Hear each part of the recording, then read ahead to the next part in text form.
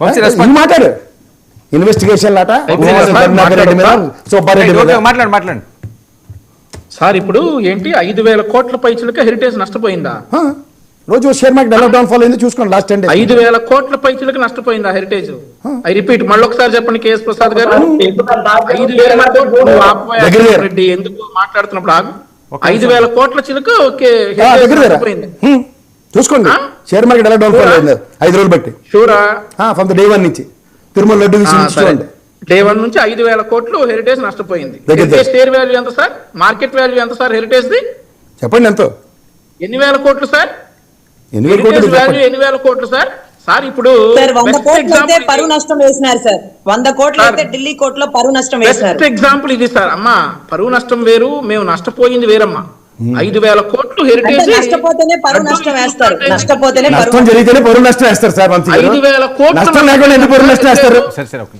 Simple submission. నష్టం జరగకుండా పరువు నష్టం వేస్తారు. వర్మ గారు 5,000 కోట్లు హెరిటేజ్ నష్టపోయిందట. ఈ కేఎస్ ప్రసాద్ గారు చెప్పే మాటలన్నీ కూడా అబద్ధాలు ఉంటాయి అనమాట. అసలు వాల్యూ ఎంత సార్? హెరిటేజ్ వాల్యూ ఎంత సార్? ఎంతైనా సరే పరువు నష్టం వేశారు లేదా? కేఎస్ ప్రసాద్ గారి లెక్క ప్రకారం హెరిటేజ్ అనేది 5,000 కోట్లు నష్టపోయింది. ప్రజలందరూ కూడా చూస్తా ఉన్నారు, గమనిస్తారు.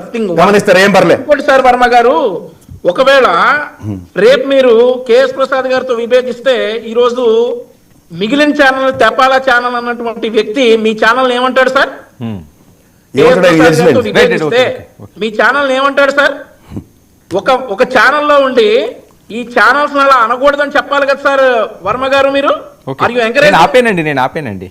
Are you encouraging? KS Prasad garu Sakshi గురించి మాట్లాడినప్పుడు ఆపేడా సార్? కాదు, మీరు సాక్షి గురించి మాట్లాడినప్పుడు ఆయన ఆపేడా? సాక్షి గురించి మాట్లాడినప్పుడు ఆపేడా? నాకు ఆన్సర్ చెప్పానండి. సాక్షి గురించి మీరు మాట్లాడినప్పుడు ఆపేదంటే నేను ఒప్పుకుంటా. సాక్షి గురించి మీరు డెలిబరేషన్ ఇస్తే నేను ఎలా కూర్చుని మీరు ముసుకేసుకుని తెలుగుదేశం కింద అభివర్ణిస్తున్న చాలా మంది మాట్లాడారు. మీకు ఆగ్రహం వస్తుందా? మీరు సాక్షి గురించి మాట్లాడినప్పుడు ఇదే వర్మ ఆడితే నేను ఒప్పుకుంటా. మీరు మారితే సత్సంగ ప్రవచనాలు అనాలి. మేము మారితే